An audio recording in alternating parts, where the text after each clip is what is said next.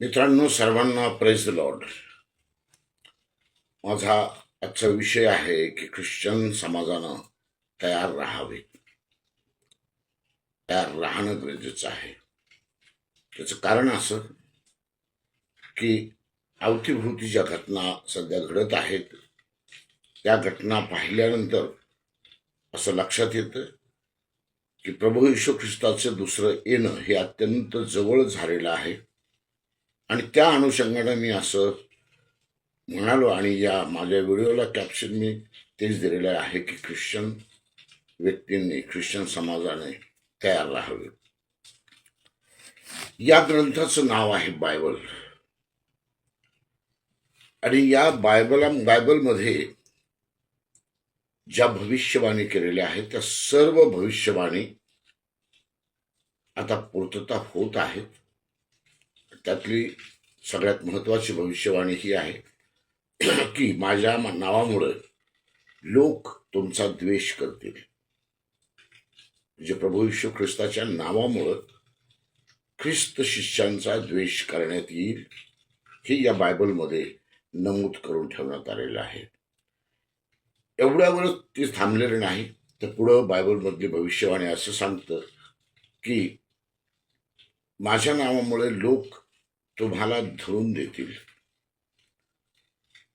आपण जर सगळ्या परिस्थिती बारकाईने पाहिल्या तर आपल्या लक्षात येईल की आज ख्रिश्चन समाजातील अनेक धर्मगुरूंना किंवा धर्म पालन करणाऱ्या लोकांना काही लोक जाणीवपूर्वक धरून देत आहेत, पोलिसांच्या स्वाधीन करीत आहेत, खोटे आरोप लावून, धर्मांतराचे खोटे आरोप लावून यांच्यावरती गुन्हे दाखल करीत आहेत. आणि हे सर्व या बायबलमध्ये सांगितलेलं आहे. त्यामुळे हे आपल्या ख्रिश्चन समाजाला अपेक्षित आहे की आपला छळ होणार आहे. लोक आपल्या विरुद्ध लबाडीने बोलणार आहेत, आपल्या विरुद्ध लबाडीनं खोटी साक्ष देणार आहेत आणि आपल्याला धरून देणार आहेत. माझी ख्रिश्चन समाजाला ही नम्रतेची विनंती आहे की आपण या परिस्थितीसाठी तयार राहावं. मला सगळ्या लोकांना ही सांगायची इच्छा आहे की ज्या प्रकारचे नियम कायदे निघत आहेत त्या सर्वांमध्ये एकच महत्वाची गोष्ट आहे आणि ती ही की कसंही करून ख्रिश्चन समाजाला त्या ट्रॅपमध्ये अडकला जावं. ख्रिश्चन समाजाचं मनोधैर्य खचण्यास कारणीभूत व्हावं आणि ख्रिश्चन समाजानं खचून जाऊन आपल्या ख्रिश्चन धर्मापासून परावर्तित व्हावं हीच या राज्यकर्त्यांची आणि जे काही एलिमेंट्स यामध्ये काम करत आहेत या सर्वांची इच्छा आहे. परंतु मी त्या राज्यकर्त्यांनाही सांगू इच्छितो आणि सर्वांनाहीच सांगू इच्छितो, ख्रिश्चन माणूस कधीही परत फिरत नाही. कारण त्या व्यक्तीनं प्रभू येशू ख्रिस्ताचा स्वीकार केल्यानंतर आणि प्रभू येशू ख्रिस्ताला आपल्या जीवनामध्ये, आपल्या दैनंदिन जीवनाचा भाग बनवल्यानंतर त्याच्यामध्ये जो आमूलाग्र बदल झालेला आहे त्यातून तो परावृत्त होऊ शकत नाही.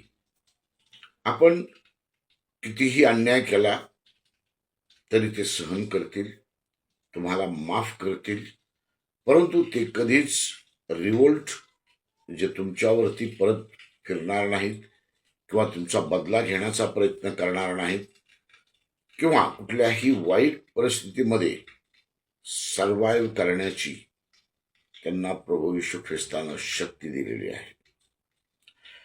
आणि हेच बेनिफिट खरं म्हणजे ख्रिश्चन समाजाला या बायबलच्या द्वारे मिळालेलं आहे. आपल्याला अन्याय करायचा आपण करू शकता,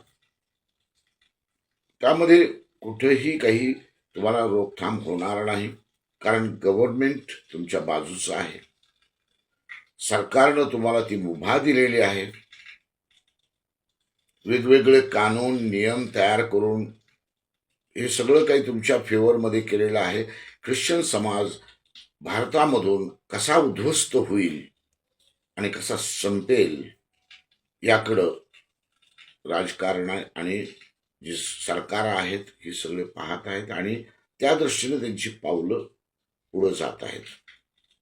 परंतु मी आपल्याला या व्हिडिओच्या द्वारे सांगू इच्छितो की ज्यानं खरोखर ख्रिस्ताचा स्वीकार केलेला आहे, जो पूर्णपणे ख्रिस्तमय जीवन जगत आहे, तो मेला तरी मरण पत्करेल परंतु परत फिरणार नाही किंवा ख्रिस्ताला नाकारणार नाही हे अगदी ठामपणे सांगू शकतो.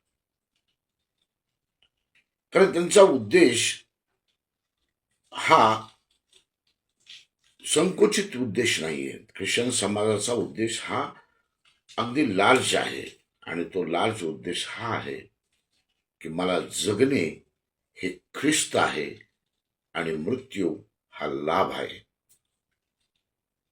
जेव्हा एखादा व्यक्ती जगणे हा ख्रिस्त समजतो आणि मरणे हा लाभ समजतो, त्यावेळेला त्याचं फार तर फार तुम्ही काय वाईट करणार? त्याच्या शरीराला संपू शकणार या पलीकडे आपण काही करू शकत नाही.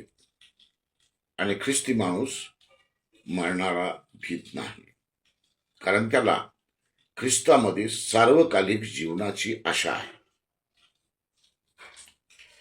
आश्चर्य एका गोष्टीचं वाटतं की ज्या स्वतंत्र देशामध्ये आपण राहत आहोत, काही दिवसामध्येच आपला स्वातंत्र्य दिन येत आहे.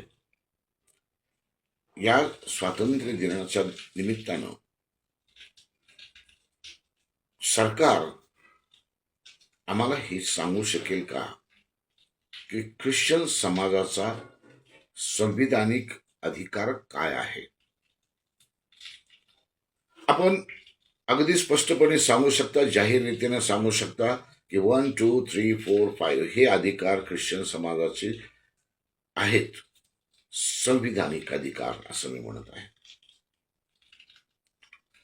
जगण्याचा अधिकार हा केव्हाच या सरकारनं ख्रिश्चन समाजापासून काढून घेतलेला आहे.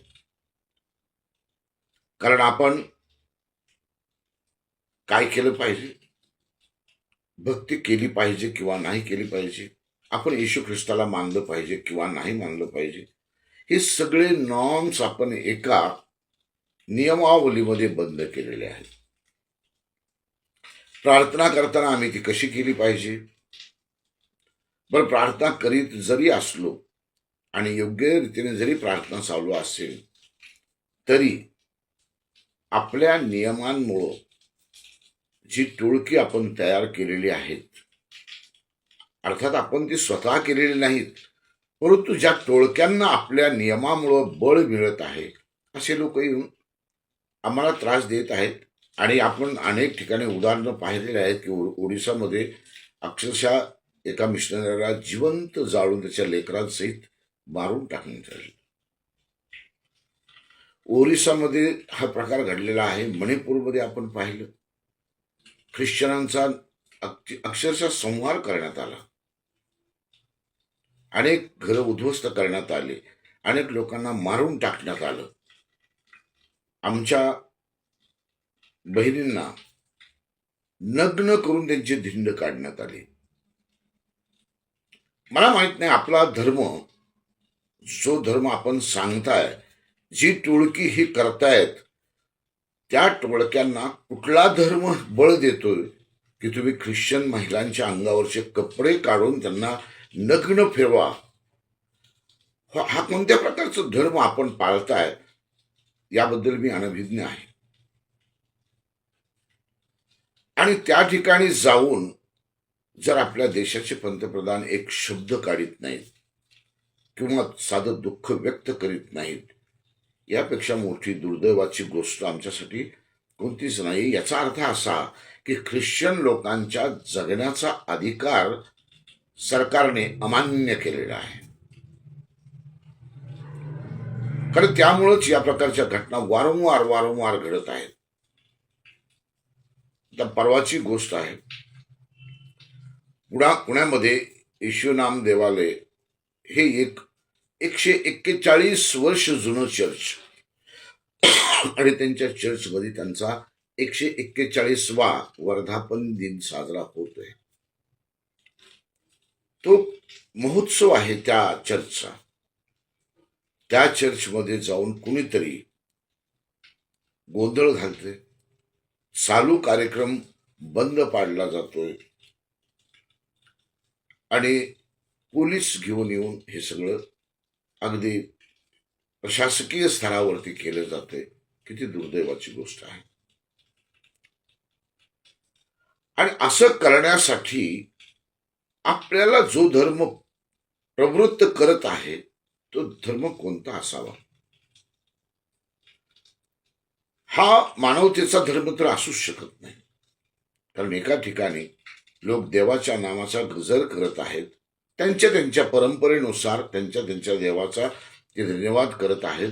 संगीत महोत्सव आहे आणि अशा ठिकाणी जाऊन तो बंद पाडला जातो. तो पण शासकीय लोकांना सोबत घेऊन, म्हणजे पोलिसांना सोबत घेऊन हे केलं जाते. आणि आता आमच्या स्वातंत्र्याच्या 80 वर्ष पूर्ण व्हायला आलेले आहेत, तेव्हा हा प्रकार आपल्या बरोबर केला जातोय. ही किती दुःखाची गोष्ट आहे. धर्म कोणता, जात कोणती हा प्रश्न गौण आहे. परंतु ज्या ठिकाणी एकात्मता ही आमची स्ट्रेंथ आहे, त्या ठिकाणी आम्ही एकमेकाला फक्त मारहाण करून किंवा त्यांना त्रास देऊन उद्ध्वस्त करून हे संपू शकतो असं वाटतं. मी तुम्हाला सांगतो, कधीच शक्य नाही. हवं तर आपण शासनाने एखादा निर्णय असा काढावा की सर्व ख्रिश्चनांना एकत्रित रीतीने एका ठिकाणी बोलून सगळ्यांना एकाच वेळी संपवून टाकावं. कारण तुम्हाला जेल कमी पडतील. भविष्यामध्ये तुम्हाला ख्रिश्चन लोकांना फक्त त्रास द्यायचा आहे आणि त्यांच्यावरती गुन्हे दाखल करायचे, त्यांना जेलमध्ये टाकायचे. मी निश्चितपणे सांगतो की तुम्हाला जेल कमी पडतील. जेलमध्ये जाण्यासाठी कुणीही घाबरणार नाही. कारण तुम्ही फार तर आमच्या शरीराला संपवू शकता. ज्याप्रमाणे इंग्रजांना जालियनवाला बाग हत्याकांड केलं, त्याप्रमाणे सगळ्या ख्रिश्चनांना एकत्रित करा, एकदा सगळ्यांना गोळ्या घाला किंवा काय शिक्षा द्यायची ती एकदाच द्या आणि संपवून टाका तो विषय. किमान बाकीच्या लोकांना तरी सुखानं जगता येईल या देशातलं. जेव्हा गव्हर्नमेंट म्हणून आपण सरकारकडे पाहतो, त्यावेळेला सरकारकडून सगळ्या प्रकारची पूर्तता आपल्यासाठी केली जावी ही एका सामान्य व्यक्तीची अपेक्षा असते. समाजाला अल्पसंख्याक म्हणून जे संरक्षण सरकारकडून हवं आहे ते आपण पुरवीत आहात का? माझा गृहमंत्री आणि मुख्यमंत्री जे एकच आहेत, जे फडणवीस साहेब, त्यांना माझी कळकळीची विनंती आहे की आपण एक पत्रक काढा ज्यामध्ये ख्रिश्चन समाजाचे संविधानिक अधिकार आपण काय बहाल केलेत किंवा काय देऊ केलेत याबद्दल आपण स्पष्ट करावं. कारण जगण्यासाठीचा अधिकार जवळपास ख्रिश्चनांना आपण दिलेला नाही. म्हणून मी ख्रिश्चन समाजाला एक आव्हान करू इच्छितो की आपण मरण्यासाठी तयार राहा. कारण पुढच्या काळामध्ये आपल्यावरती खोट्या केसेस दाखल होणार आहेत. धर्म स्वातंत्र्य अधिनियम 2026चा गैरफायदा घेऊन ख्रिश्चन समाजाला जेलमध्ये घालण्याची कामं या सरकारकडून केली जाणार आहेत. कारण सरकारचं अभय आहे अशा लोकांना. कारण जे लोक हल्ला करतात त्यांच्यावरती कुठलीही कार्यवाही नाही, त्यांच्यावरती कुठलीही कार्यवाही होत नाही. ख्रिस्तासाठी मरण्याची ही वेळ आलेली आहे असं मला वाटतं. ख्रिस्ती असण्यासाठी तुम्हाला एक करेज असणं गरजेचं आहे. एक आपल्याला माहिती असणं गरजेचं आहे की आज ना उद्या आपल्याला ख्रिस्ताच्या नावासाठी मरावं लागणार. आणि तशा प्रकारची परिस्थिती आज निर्माण केली जात आहे. कुठल्याही प्रकारे या माणसाला सर्व्हाइव्ह करण्याची कुठलीच संधी नसली पाहिजे अशा प्रकारची व्यवस्था आजचं सरकार आपल्या विरोधात करत आहे.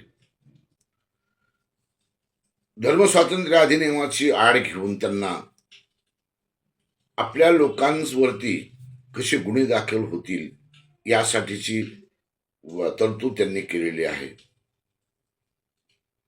वेगवेगळ्या मार्गाने आपल्याला परेशान करण्याची सगळे व्यवस्था या सरकारने केलेली आहे. परंतु ख्रिश्चनांना जगण्यासाठीची काय व्यवस्था केली साहेब? कारण फक्त ख्रिश्चन समाजाला टार्गेट करून आपल्याला काही मिळणार नाही. त्याचे कारण असं की ही माणसं ही जनतेची सेवा करणारे लोक आहेत. ख्रिश्चन समाज त्यांची सेवा करणारा समाज आहे. याच भारत देशामध्ये कुष्ठरोग निर्मूलनासाठी ख्रिश्चन मिशनरांनी काय काय केलं आपण इतिहासामध्ये ते वाचू शकताय. ज्या लोकांना अनटचेबल समजलं जायचं आपल्याच समाजामध्ये, आपल्या भारताच्या समाजामध्ये, त्या लोकांना जवळ घेऊन त्यांच्या जखमा, ज्या कुष्ठरोगाच्या जखमा आहेत त्या आपल्या हातानं स्वच्छ करण्याचं काम कोण केले? ते ख्रिश्चन लोकांनी केले. तुम्ही इतिहास थोडासा वाचा आणि त्यामधून लोकांना योग्य ते प्रबोधन करा. अयोग्य मार्गाला लावू नका. आजची जी पिढी आहे ही या बुरसटलेल्या विचारांच्या पुढची आहे आणि म्हणूनच कदाचित आजच्या पिढीची कल्पना, त्यांच्या मानसिकतेची कल्पना आपल्या सरकारांना येत नाही आणि त्यामुळं या जेनजीचा उदय होत आहे, उद्रेक होत आहे. कारण लोकांची मानसिकता आज ती नाहीये. जात धर्म यावरती चालण्याची आजच्या पिढीची बिलकुल मानसिकता नाहीये. त्यामुळं आपण जे टार्गेट करीत आहात ख्रिश्चन समाजाला, चांगले लोक, उत्कृष्ट लोक, सेवाभावी लोक आपण आपल्यामधून टार्गेट करून बाजूला ठेवण्याचा प्रयत्न करीत आहात.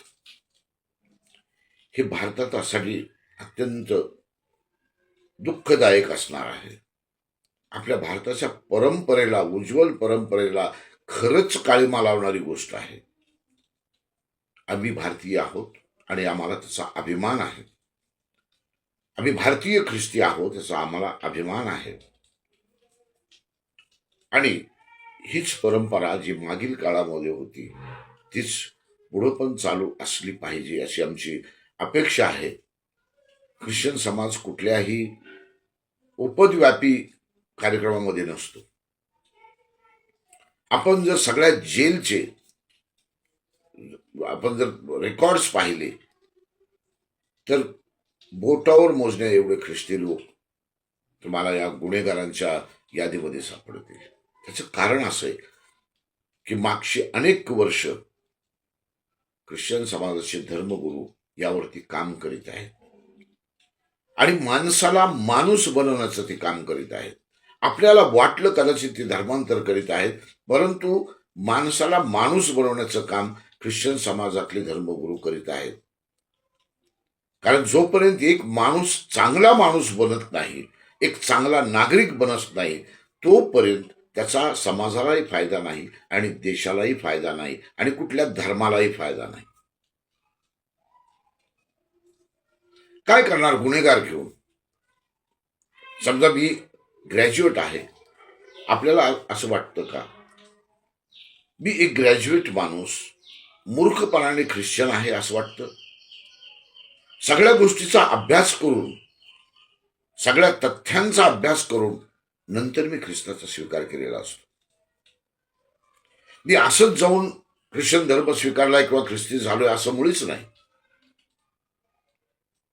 आणि आमच्याकडे ख्रिश्चन समाजामध्ये तर अगदी स्वतःला जोपर्यंत पटत नाही तोपर्यंत तो ख्रिस्ती नाही असं आम्ही समजतो.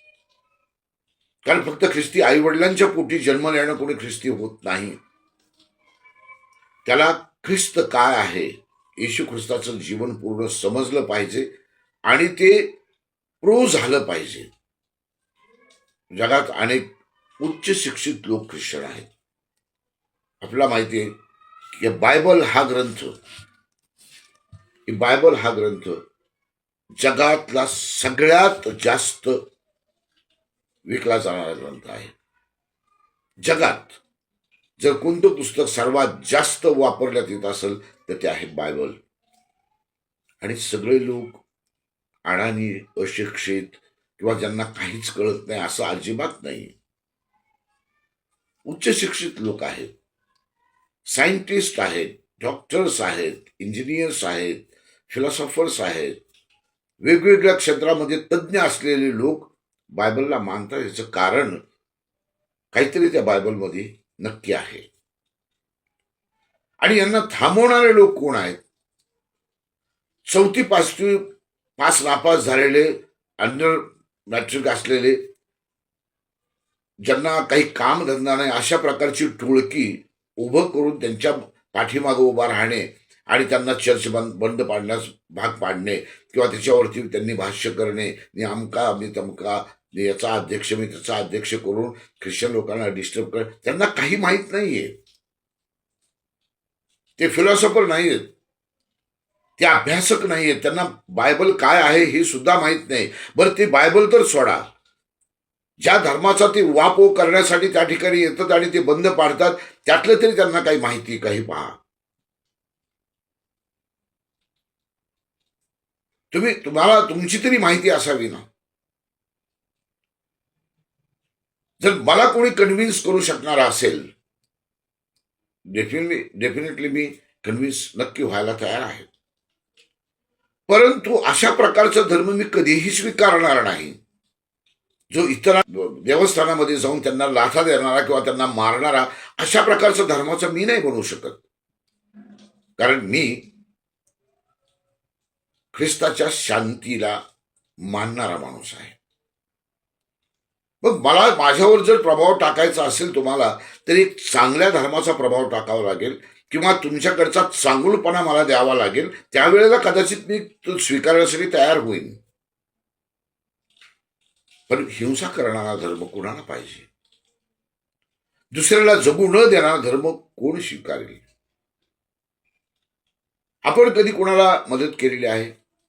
आपल्या देशामध्ये आपण इतिहासामध्ये पाहतो बऱ्याच प्रकारचे रोग येऊन गेले. मागच्या अनेक वर्षांपूर्वी प्लेग येऊन गेला, मागच्या काही दिवसामध्ये कोरोना येऊन गेला. हे जे विरोध करणारे लोक आहेत हे त्यावेळेला कुठे होते? मला चांगलं माहित आहे की या काळामध्ये ख्रिश्चन समाजानं, मुस्लिम समाजानं खूप खूप मोलाचं काम केलेलं आहे. लोकांना अडचणीच्या काळामध्ये मदत केलेली आहे. धर्म परिवर्तनासाठी नाही हे लक्षात ठेवा. या ठिकाणी मानवता सर्वश्रेष्ठ आहे.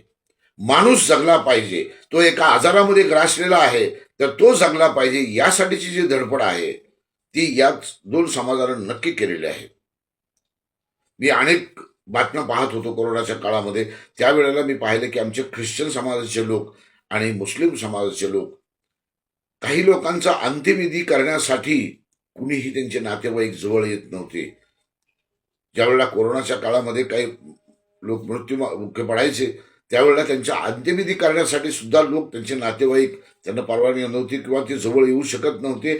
अशा वेळेला या मुस्लिम तरुणांनी, ख्रिश्चन तरुणांनी अनेक ठिकाणी सगळ्या धर्माच्या जातीच्या लोकांचे प्रेत स्वतःच्या ताब्यात घेऊन त्यांच्या रीतिरिवाजाप्रमाणे, म्हणजे ज्या धर्माचे ते आहेत त्या धर्माच्या रीतिरिवाजाप्रमाणे स्मशानभूमीमध्ये नेऊन त्यांचा अंत्यविधी करण्याचं काम या ख्रिश्चन आणि मुस्लिम धर्मियांनी केलेलं आहे.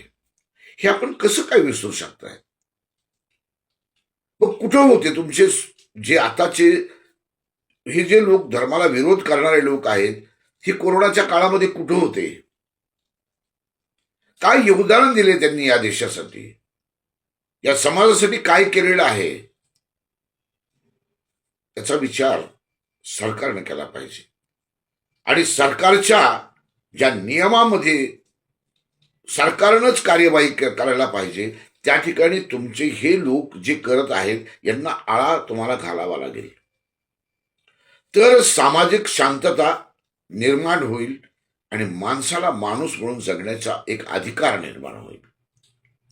माझी खात्री आहे की माझ्या या छोट्याशा मेसेजद्वारे आपल्याला समजलं असेल, परंतु मी पुन्हा एकदा ख्रिश्चन समाजाला विनंती करतो की आपण कोणाच्याही विरोधात रिवोल्ट होणार नाहीत, कोणाचाही बदला घेण्यासाठी प्रयत्न करणार नाहीत, कोणाला जशास तसं उत्तर पण देणार नाहीत. तर आपण ख्रिस्तासाठी मरण्यासाठी तयार होऊया. प्रभू येशू ख्रिस्तासाठी मरणे हा एका ख्रिस्ती व्यक्तीसाठी लाभ आहे, असं आपण समजून पुढे चालूया. आणि येणाऱ्या काळामध्ये जे काही संकट आपल्यावरती येतील ते आपण जरूर आपण सरकारपर्यंत पोहोचण्याचा प्रयत्न करू, परंतु आपल्याला सरकारकडून फार अपेक्षा नाहीयेत. त्याचं कारण असं की सरकारनं जो खड्डा तयार केलेला आहे त्यामध्ये आपण पडावं हीच त्यांची इच्छा आहे. आणि त्यामुळं या अशा प्रकारच्या ज्या केसेस होत आहेत, शांतीने आपल्या मंदिरामध्ये पूजा अर्चा प्रार्थना करीत असताना जे लोक येऊन आपल्याला त्रास देत आहेत ते सरकारच्या या धोरणामुळं होत आहे. त्यामुळं आपण सरकारला तर बदलू शकत नाही, सरकारला समजावूनही सांगू शकत नाही, कारण झोपेचं फक्त सोंग घेतलेलं हे सरकार आहे. त्यामुळे माझी अशी विनंती आहे ख्रिश्चन समाजाला की आपण जेवढं होईल तेवढं ख्रिस्तासाठी मरण्यासाठी तयार होऊया. Are you ready for that? विचार करा. धन्यवाद.